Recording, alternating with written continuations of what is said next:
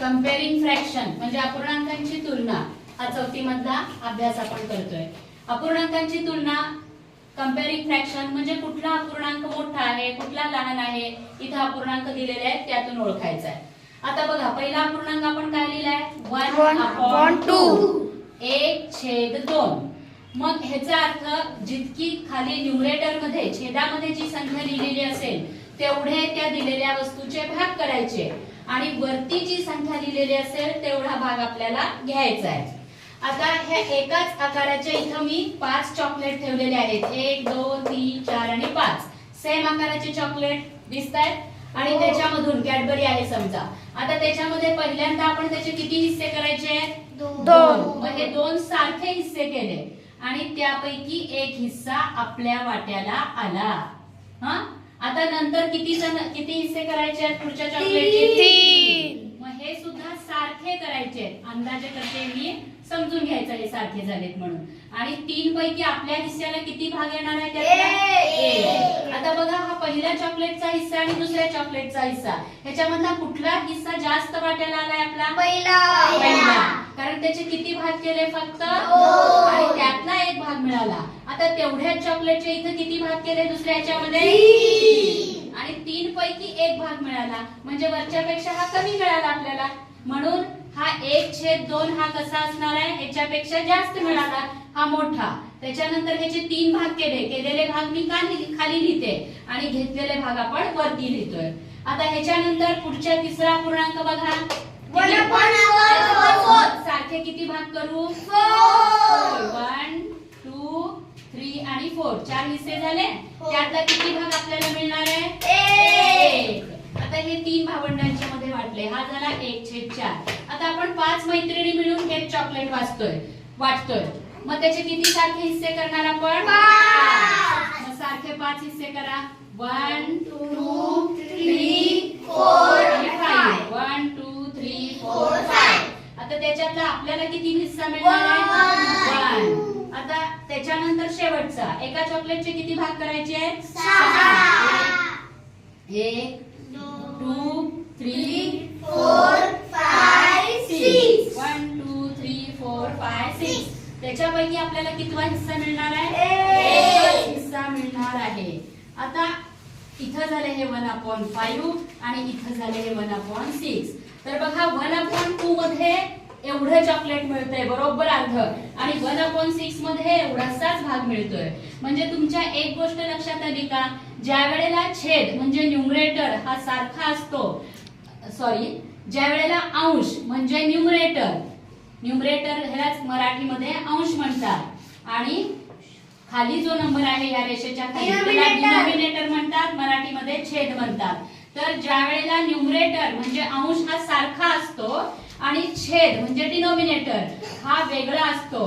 पण डिनॉमिनेटर प्रत्येक वेळेस वाढलाय बघा. जसजसा डिनॉमिनेटर मोठा होत गेला तसतसा आपल्याला मिळणारा हिस्सा छोटा होत गेला.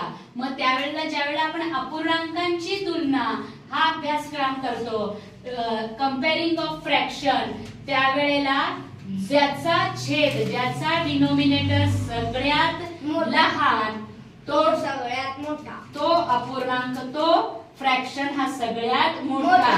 त्यामुळं यांची तुलना करताना हे असं चिन्ह येणार आहे. आलं लक्षात आमचे असे छोटे व्हिडिओ बघण्यासाठी आमच्या चॅनलला सबस्क्राईब करा लाईक करा आणि कमेंट करा. आता आपल्याला दुसरा प्रश्न बघायचा आहे fractions related to sets. Page number 58 वरती हा क्वेश्चन दिलेला आहे. क्वेश्चन आहे circle a portion of the set equal to the given fraction.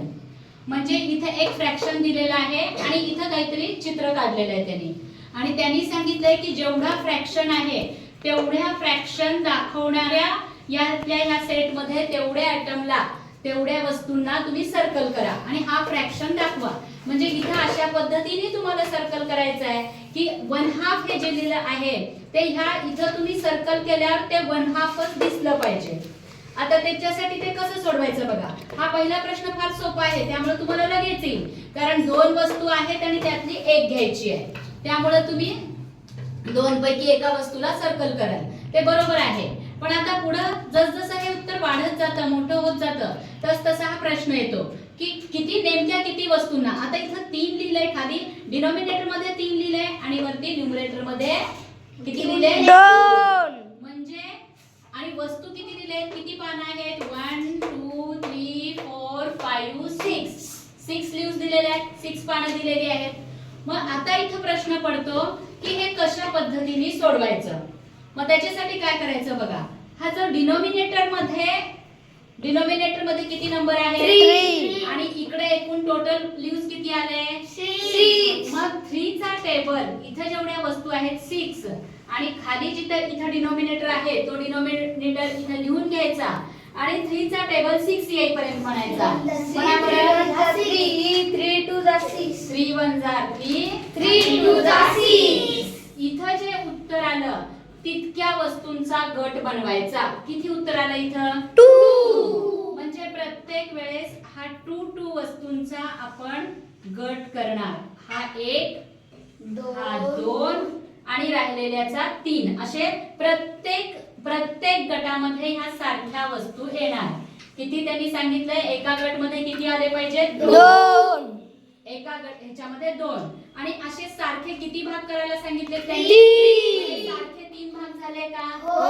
सारखे 3 भाग झाले. हो. प्रत्येक भागामध्ये सारखी पानं आली. हो. असं नाही ना की ह्याच्यामध्ये 1 आलंय, इकडे 3 आलंय, असं नाही झालं. नाही. प्रत्येक ह्याच्यामध्ये 2 2 2 आले. बरोबर आहे?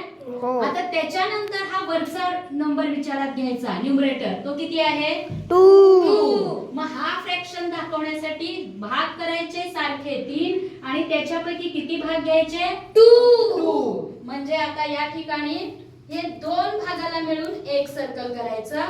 आपण वेगळ्या कलरने बघूया, हे बोर्डवरती लिहिलं तर. म्हणजे हा जो आहे, हा इथून इथपर्यंत हा झाला आपला फ्रॅक्शन 2/3. हो. काय फ्रॅक्शन आपल्याला 2/3 दाखवायचं होतं. म्हणजे सारखे किती भाग करायचे होते? 3. मग त्याच्यासाठी आधी मी काय केलं, हे लिहिलेली किती वस्तू आहेत त्या काउंट केल्या आणि त्या लिहून घेतल्या. किती वस्तू होत्या? 6. आणि सारखे किती भाग करायचे होते? 3. मग त्याला 3 नी काय केलं? डिवाइड केलं. मग 3 चा टेबल 6 येईपर्यंत म्हटलं 3 1 जा 3 3 2 जा 6. म्हणजे प्रत्येक जर आपल्याला सारखे 3 भाग करायचे आहेत तर प्रत्येक भागामध्ये किती वस्तू आल्या पाहिजे? मग असे 2 2 2 चे 3 पार्ट झाले आणि घ्यायचे 2 पार्ट आहेत. म्हणून हे मी 2 पार्ट घेण्यासाठी या 2 पार्टला स्क्वेअर केला, चौकोन केला. आता पुढचा प्रश्न कोण सोडवत आहे? आरुषी आणि प्राची. कुठला सोडवणार आहेस? ये. हा, किती भाग करायचे आहेत एका वस्तूचे? 4. किती बॉल आहेत? काउंट कर. 1 2 3 4 5 6 7 8.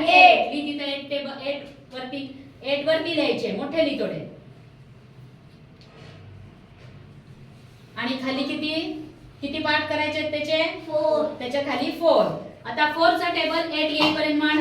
4 4 2 जा 8. हा, कट कर. 8 कट कर, 4 कट कर. हा, म्हणजे एका पार्ट मध्ये किती बॉल आले पाहिजेत तुझे? 2. माझा 2 2 बॉल ला सर्कल करत जा. बघ बरोबर 4 पार्ट होत आहेत का? हा झाला एक पार्ट. बघा सगळ्यांनी, एक पार्ट झाला. हा झाला दुसरा पार्ट. हा झाला तिसरा पार्ट. हा झाला चौथा पार्ट. आता त्याच्यापैकी घ्यायचे किती पार्ट? 3. आता ब्लू मार्करनी 3 पार्टला एकच स्क्वेअर, 3 पार्ट एकच स्क्वेअर रेक्टँगल करून टाक. 3 पार्ट एकाच ह्याच्यामध्ये घ्यायचे, एका ग्रुप मध्ये. 3 म्हणजे अंडरलाईन कर पाहिजे तर त्याला. हा, बरोबर आहे. हा एक पार्ट, एक नाही 3 पार्ट घ्यायचे. 3 बॉल नव्हे, 3 पार्ट. 1 2 आणि 3 पार्ट.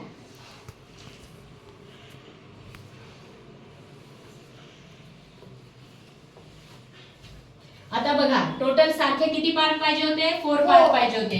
प्रत्येक पार्ट मध्ये इक्वल बॉल आलेले आहेत? आलेले आहेत. आणि त्यातले 3 पार्ट घ्यायला सांगितले. 3 पार्ट घेतले गेले? झालं. आता पुढचा प्रश्न, स्टार वाला कोण सोडवणार आहे? स्टार वाला प्रश्न कोण सोडवणार आहे? आरुषी. थोडंसं मोठं लिहायचं. काउंट कर, स्टार्स किती आहेत? मोठ्याने 1 2 3 4 5 6 7 8 9 10. तर टोटल स्टार्स किती आहेत 10. लिहून घेते त्याच्या समोर 10. त्याचे किती पार्ट करायचे आहेत 5 इक्वल पार्ट करायचे आहेत, म्हणजे त्याला 5 ने डिवाइड करायचं. आता 5 चा टेबल 10 येईपर्यंत म्हणा 5 1 are 5 5 2 are 10. 10 कट करायचे, 5 कट करायचे, 10 च्या डोक्यावरती 10 च्या डोक्यावरती किती येणार 2. कारण 5 2 are 10 मोठं लिहा आणि 5 च्या खाली 1 लिहायचे. म्हणजे एका पार्ट मध्ये किती स्टार्स आले पाहिजेत 1 एका पार्ट मध्ये किती स्टार्स आले पाहिजेत 1 वरती किती आलं तुझं डिवाइड करून 2. 2. मग एका पार्ट मध्ये किती स्टार्स आले पाहिजे 2. मग 2 2 चे करा सर्कल. हा एक पार्ट झाला 2 स्टार्सचा. हा पुन्हा 2 स्टार्सचा दुसरा पार्ट झाला.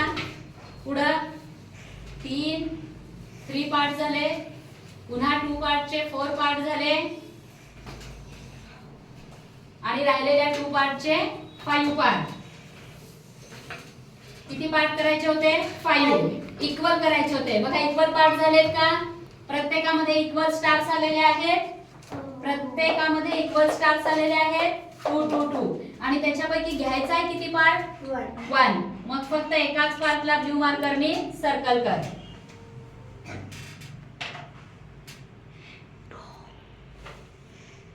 आता हा तुमचा झाला 1/5 हा फ्रॅक्शन दाखवून झाला. आता हे जे राहिलेले क्वेश्चन आहेत हे तुम्हाला घरच्या अभ्यासासाठी जे YouTube बघतायत त्यांनी सुद्धा हे स्वतः प्रश्न या युक्तीने सोडवा आणि कमेंट करा, लाईक करा, सबस्क्राइब करा.